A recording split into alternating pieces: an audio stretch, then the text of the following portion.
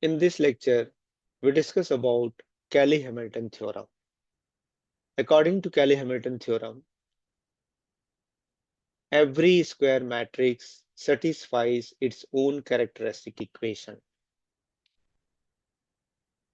Applications of Cayley-Hamilton theorem. So what are the different applications or what are the uses of Cayley-Hamilton theorem? Let us first see one by one. So first application, it predicts the rank of the given matrix. That is,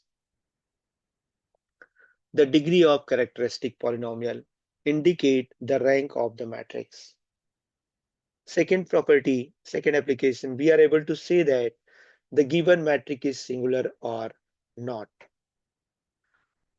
The third application, if the matrix is non-singular, then A inverse can be determined with the help of this theorem. So now using the Cayley-Hamilton theorem, we will devise one more method to find out A inverse if the matrix A is non-singular.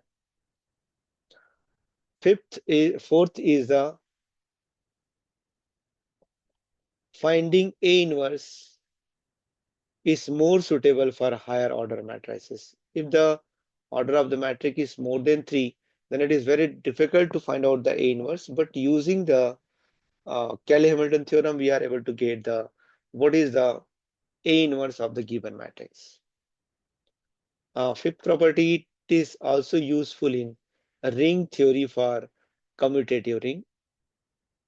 The sixth one, to reduce the higher power of matrices to lower power of matrices. It is also useful. Using Cayley-Hamilton theorem, we can reduce the higher power of matrices to lower power matrices. And seventh applications, any square matrix of higher degree can be expressed as a linear combination of lower powers of A. So these are some applications of Cayley-Hamilton theorem, or we can say that these are some very benefits using the Cayley-Hamilton theorem.